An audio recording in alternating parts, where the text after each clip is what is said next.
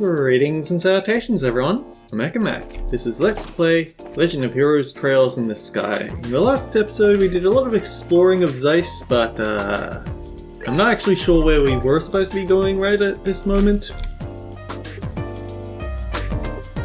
We did get that referral from the guild addressed to the head of the central factory. Where's the head of the central factory? That's what I want to know. The door is locked. Oh, he's not in there.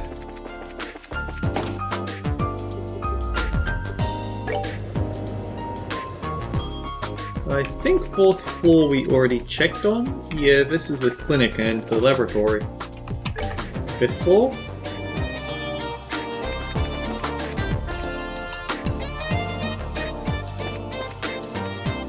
Oh, we've got a right mechanized castle here, don't we? Oh, we found it. It just really bugs me! I fix one thing and another thing pops up because of it! I'm never gonna finish. Sounds like standard programming to me. Let's see. A problem with the mode changeover means something is probably wrong with the memory. Have you run a full diagnostic on the memory core yet? Certainly the orbital calculator is in poor condition. We can't seem to repair it no matter what we try. It seems to act up whenever we switch modes. Do you have any ideas to share with us?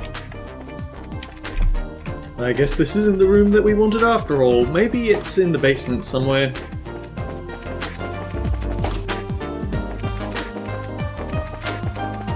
Oh boy, I can't wait for the episode, for the event where the floors are all busted, so we have to fight our way up one floor at a time.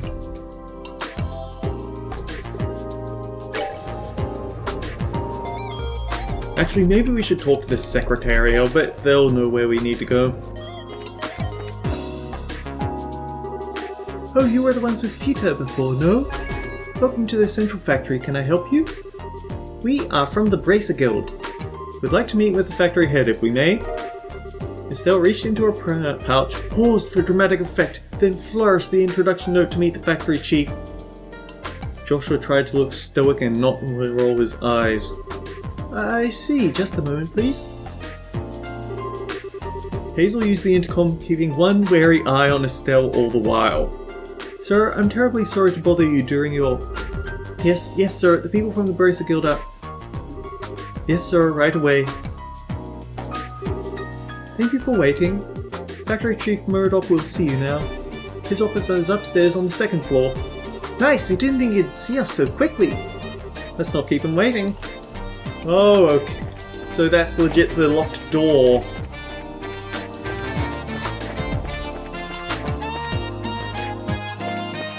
Doesn't seem like a very secure fire escape, I have to be honest.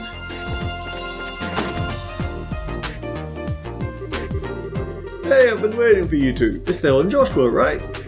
Yeah, it's nice to meet you, sir. We're sorry to bother you at work like this.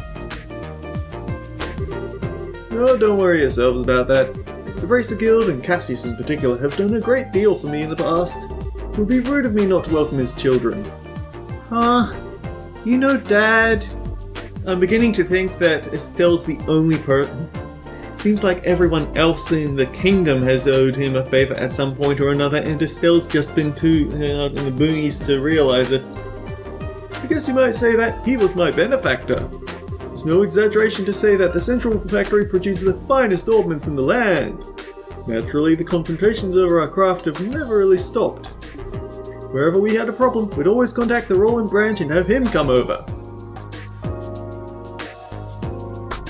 It's beginning to feel actually like the only reason that this kingdom is still in one piece is because of Cassius Bright. It's a bit ridiculous. I see. That explains all the business trips then. And now my benefactor's kids have come to visit me themselves. So what can I do for you? I'm happy to help. Thanks, sir. It's kind of a long story. Joshua and Estelle explained to Murdoch about the events surrounding the mysterious Black Orbman. I see. Well then. Would you mind if I had a look at this Orbman? Sure, no problem. Estelle produced the Black Orbman and handed it to the factory chief. this certainly is an oddity. It's obviously made from modern materials, but the caliber isn't inscribed anywhere. Caliber? You mean the numbers that are carved into the ornament's frame? Exactly. It's almost unheard of for an ornament to be produced without them. That's not just in Libel either. Most of the other nations on the continent are the same way. It's been a tradition dating back to when ornaments were first invented 50 years ago. You don't say. Estelle took out her combat ornament and eyeballed it suspiciously. You're right. There are numbers right here. Crazy. You mean to say you've never noticed in all this time? Oh, you hush. Seriously, isn't it really that strange for one to have no caliber on it? It's pretty much part of the production process, and that goes for any orbit factory. It's as if this one were a prototype or something. I take it can't be handcrafted then? If so, I'd imagine it wasn't made to entertain at birthday parties if you'd take my meaning. So less with the sweet awesome and more with the stabby hurdy. Got it! Of course I can't say for certain without looking inside. What is it? I can't find the maintenance cover! Now that I really look at it, it has no seams to it at all. How the hell was this thing made? I don't see any way to check out the inside of it. Oh man, would it be possible to cut it open? That might work, yes, but I'd hate to just break something belonging to Cassius like that. Okay. Maybe we should let that professor handle it. Oh right, the one mentioned in the note. Yeah, he should be able to tell us something. There was a note that was included with the ornament. Estelle showed Murdoch the note that was in the package for Cassius. Please ask Professor R to do an analysis? You wouldn't happen to know who this Professor R is, would you? Well, let me think. From the letter R and the people Cassius knew, it must be Professor Russell. I mean, I already figured that out, and all I needed to do was look at a newspaper. Joshua, how come you didn't figure it out? I thought so. Oh, okay, never mind. He did figure it out. Who's Professor Russell? Wait, how do you know this guy?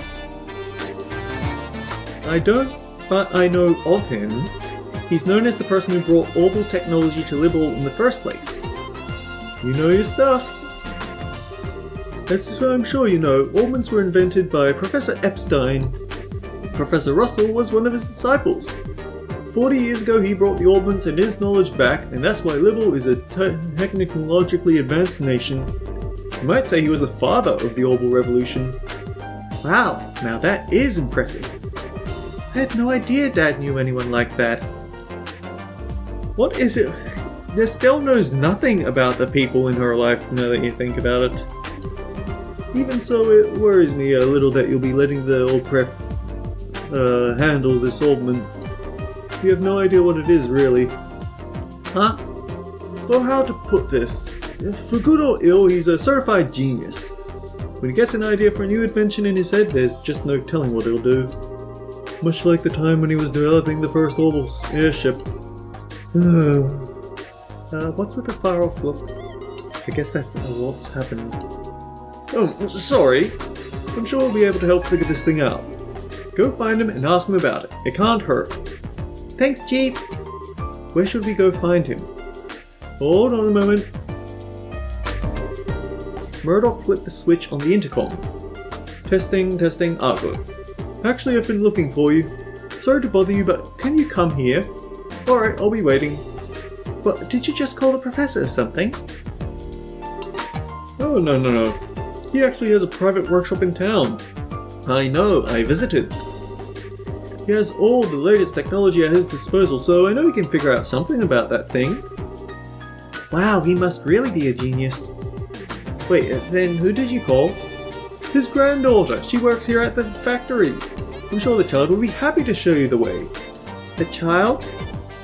Excuse me? What? You... Oh, Estelle and Joshua! You mean you know each other? Yeah, we only just met a little while ago though. So then I guess she's the professor's granddaughter. Exactly. Tita, I've been talking with Estelle and Joshua here. I'd like for you to show them the way to your house. To see Grandpa? Okay, I will. I appreciate it. Oh yes, if you learned anything new, I'd love it if you came back and told me. As an engineer, I'm extremely curious to know more about this. Sure thing. If you'll excuse us then. Hey, I didn't think you'd be coming. You're even the granddaughter of the famous professor. It's no wonder you're so comfortable with augments. Oh, come on. I'm still just studying under my grandpa. Oh, by the way, do you braces have business with my grandpa? Well, sort of. The situation is kind of complicated. We can explain everything once we see your grandfather. Okay. My house is in the southwest corner of town.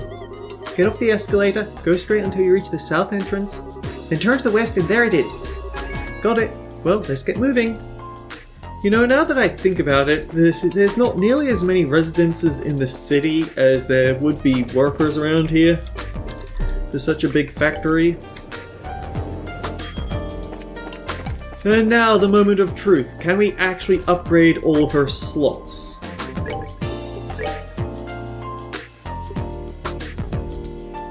Ooh, we might not be able to do it. Open slot 4. Open slot 3. Okay, we've gotten all of our slots open, thank goodness. Space quartz only, huh?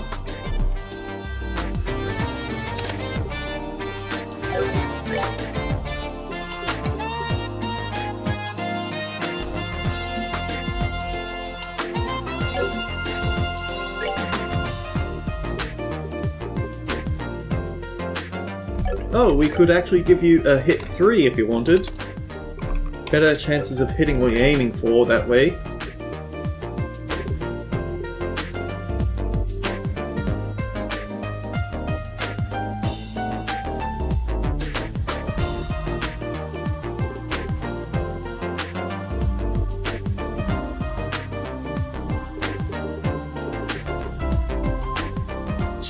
She probably won't have good arts power though, so I guess action 1, if we have...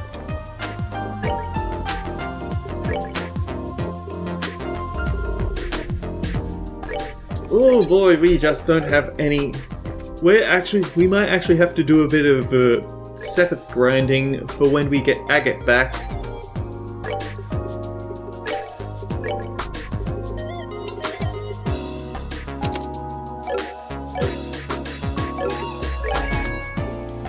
So you have a speed of 14, Estelle has 15, Joshua has 18. Stats don't really go up that high in this game, have you noticed?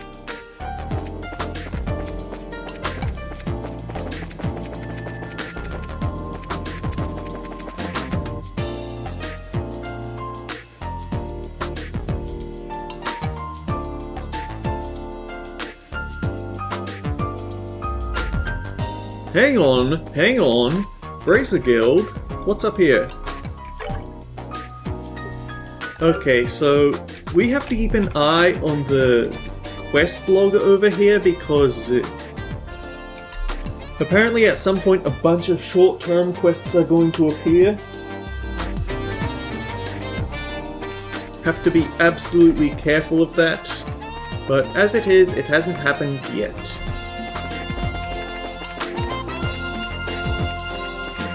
Yeah, it would make sense for an inventor to have this sort of thing. Else. This is my house. Wow, nice place. Professor Russell is here. No, I think he's in the workshop. Through this door. We should go say hi then.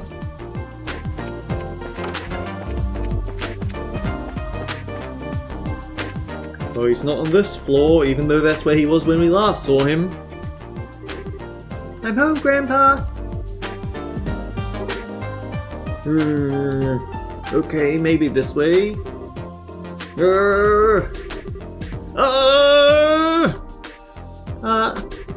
So is this the professor? Nice to meet you. My name is Estelle Bright of the Bracer Guild. We actually came here to get your expert opinion on... Got it! I did it! It's finally complete! That's right, who's the man? I'm the man! Yes, I should start testing it at once. Oh! What the hell? I'm sorry, Estelle. Grandpa kind of goes into a trance when he's working and he doesn't really notice what's going on around him. I think he just finished up the device he's been working on for the past few days. I see, he really is something. Oh, he's something alright. I'm so embarrassed.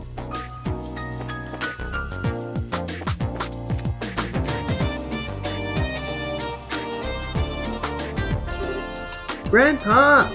There are some people here who need to talk to you. Oh, Tita, you've come at just the right time. I need your help with compiling the data from these tests. But Grandpa, this new invention will actually block a biosensor orbment's detection faculties. It emits a unique orbital field that deflects the energy that a biosensor sends out when it scans. Oh, really? Yes, really. Since when do I overstate my own accomplishments? Now come on, we've got testing to do. Right. Like grandfather, like granddaughter. Professor Russell and Tita begin working with some complex-looking equipment. Hey now. Never mind, Estelle, I think we should just let them be for a little while. Hey, you with the black hair! Who, me? Who else? On the upstairs bookcase is a notebook titled Orbital Energy is Applied to Force Fields. Go get it! Go? Be quick about it? Alright. Wait, Joshua! Hey, young lady, you with the antenna hair! Antenna? Oh, no, you didn't! Quit farting around and make some coffee! Why should I have to make you coffee? I take it black, by the way. I want it clear as mud. You're not hearing a word I say. Fine, whatever. She gonna spit in the coffee. Yep, perfect. All set, Grandpa. Just as fast as ever. Oh. Where are Estelle and Joshua? Who? Come to think of it, I do vaguely recall a couple of young folks. Murdoch sent along some fresh faces then, I presume? Grandpa! And so Estelle and Joshua inadvertently wound up as assistants in the experiment. After many small but relatively harmless explosions and some singeing of eyebrows, the day gave way to evening. Sorry about that. I just assumed you were both new employees at the central factory, so it's only natural you wound up being drafted as assistants. This is no laughing matter, especially since the only thing you had me helping with was making coffee. Girls can bang metal parts together too, old man. Relax, Estelle. We got some valuable experience out of the deal in the end. That's right, Joshua. Keep sucking up to the old man for when we ask him a favor. How often does one get to participate in startup tests on a brand new type of orbment, after all? Well now, you're a bright lad then, aren't you? Want to give up this brace of nonsense and start up in the field of orbital engineering? Grandpa? I'm really sorry, guys. I guess I got caught up in the moment too. You don't need to apologize, sweetie. I thought the father of the orbital revolution was going to be some really amazing man, not some old fart with attention deficit issue. Okay, I take offense to the attention deficit issues thing. Please, you're too kind. Oh, he took it as a compliment. Moving on, I'm being paid a visit by the children of Cassius. That's quite the surprise. So you really do know our dad? Yes, from way back when. I've known him since his army days, some 20 years or so. I've met him too. He had the really nice mustache, right? I honestly can't remember. I don't know if I'd call it nice so much as suspicious looking. But if he's known Dad for that long, it looks like we'll be safe in trusting you-know-what with Professor Russell after all. Yeah, I have to agree. What are you talking about? What was it you wanted my help with? Well, Estelle explained to the Professor the whole sequence of events surrounding the Black Orbment. I see. Wow, a pitch black orbment. Yes, most intriguing. and with no inscribed caliber or seams. Look at that frame, too! Professor Russell produced a cutting tool from his belt. Without a word, he pushed the blade's edge against the outer shell of the ornament. Wait, what are you doing? It's a special alloy steel cutter. Just as I thought. Here, take a look. Okay. Estelle, Joshua, and Tita peered intently at the black ornament. Huh? There's not even a scratch. The frame is made from some type of metal that I've never encountered before. Opening it up for a closer look is going to be quite the task, I think. That's just crazy. This actually makes me think a bit of Artemis Fowl, the first book, where he figured out that magnets were what they were using to screw things together. Had to use, or maybe it was he had to use magnets to extract it. I don't know, but you can be pretty creative with making your stuff high-tech. If we can't find some way to open it, we'll be right back to square one. Well, I can certainly spend some time on trying. But first, I think maybe we should put it under a measurement scan. A what now? That huge piece of equipment you saw when we were working on the experiment. It can gauge orbital energy activity in real time. You're making my head hurt with your techno-babble. Just tell me what using that thing will accomplish. To put it in layman's terms, it'll allow us to see just what this orbit does. We won't be able to draw any definitive conclusions just from measuring what kind of orbital activity is occurring, but it's a start. That should give us a major clue. Indeed! So, without further ado... Grandpa, shouldn't we have lunch first? Sure. Estelle and Joshua, you're both welcome to join us. I can't promise it'll be anything special, but... Sounds great to me! We'll even help you with prep. Alright, come on then. I've got a bit to do while lunch is prepared. No, I want to see it too!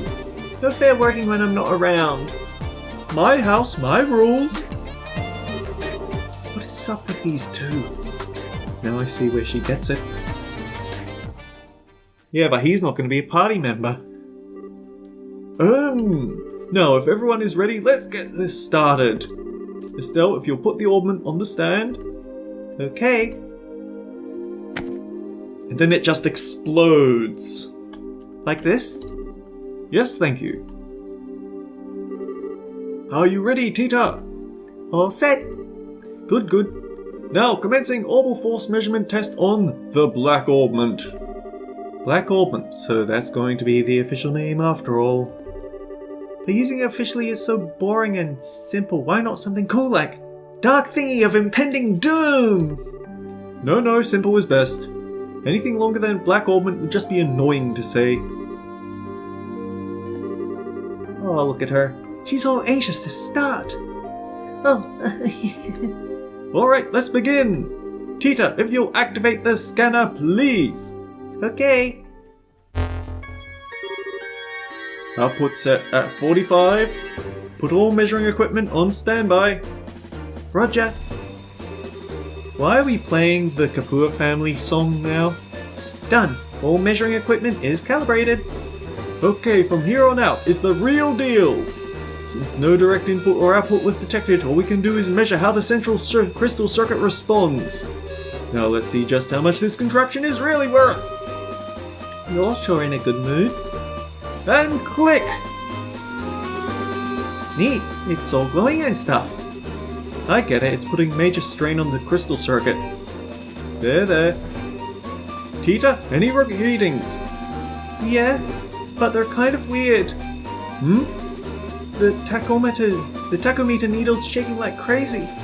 Now it's spinning around the dial! What?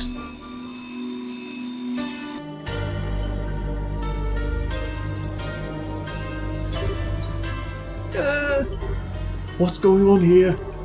Joshua? It's that same black light from before. What?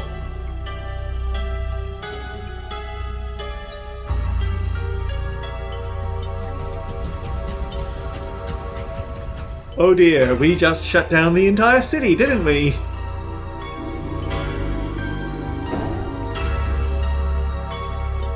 It's an EMP! Yikes!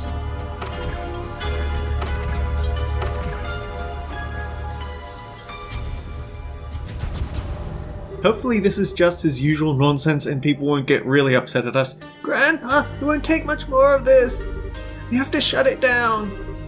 Don't you dare. Just a little longer. We'll have something. Wait a second. All the lights in town are going out. Huh? What in? Bah. We have no choice then. Terminating the experiment.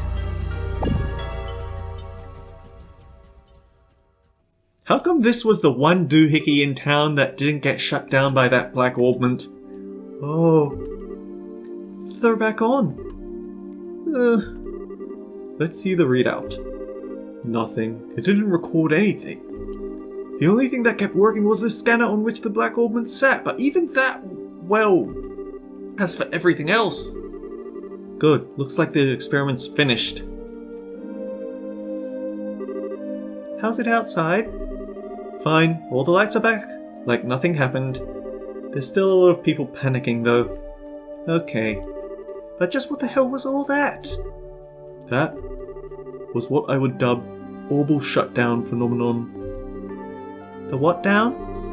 You mean how everything inside all the augments just stopped working at once? Actually, that kind of makes sense. If you consider... It's kind of like, so consider back in the previous chapter where this thing just flipped on, seeming like a Deus Ex Machina to shut off that relic. But the thing is, the way that worked was that it exerted a constant effect in the area. It might be that this black augment reacts to a consistent effect and works to neutralize it, and in this case it just neutralized a lot more than usual. You mean how everything inside all the augments just stopped working at once? So the black augment did this? Yes, I've no doubt. I would never have dared to guess its effect would be so extensive. There's definitely more to this than I expected. Interesting! Most interesting indeed! Only you would think causing a blackout over an entire city is interesting. Professor! Ah, Murdoch, just the man I wanted to see. The feeling is not mutual! Every single time you invent something, it means trouble for me!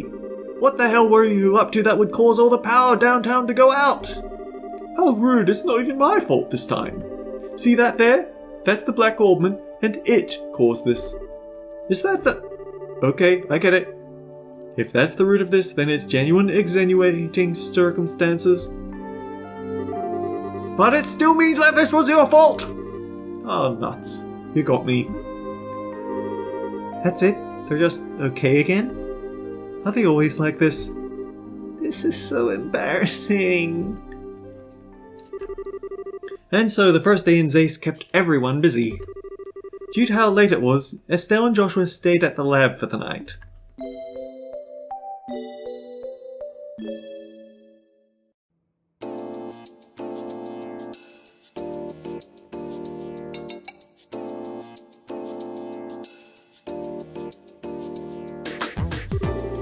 Man, yesterday was such a crazy day.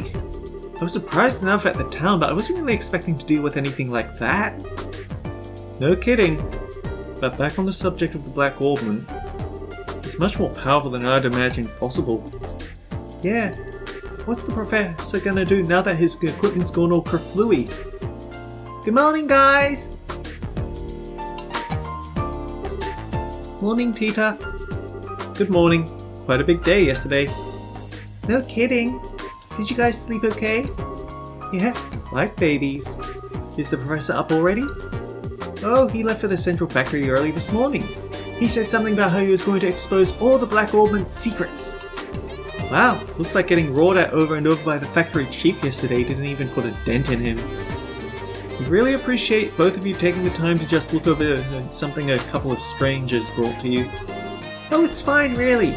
Grandpa's investigating it out of pure curiosity more than anything. I should go to the factory myself once I'm done with breakfast. What do you plan to do? Naturally, we'll be coming with you. I want to know what's really going on with that augment too. Maybe there's something we can do to help. Yay, then you can come with me. Oh, I've almost forgot about the soup. Just a sec, you two. I'll bring you breakfast as soon as I make sure it's edible and not on fire. I guess that's what that smell is. Oh, what a cutie. I wish we could take her back with us to Roland. She could be like a pet, cheering us up whenever we're feeling down. That's kind of creepy, Estelle. And now we've had a good breakfast, off to the central factory. Before we do that, I'd like to check in at the guild. I think it might be best to report on what happened yesterday just to be on the safe side. Okay. Hey Tita, would you mind if we stop by there on our way? Sure, go ahead. Unfortunately, the voice that I tried to give Estelle is higher pitched than usual,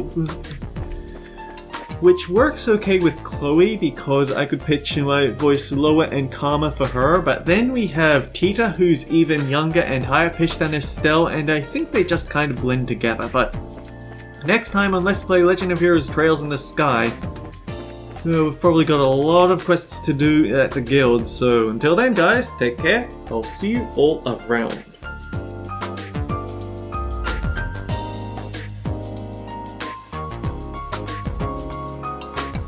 We're gonna need so much sepith for agate.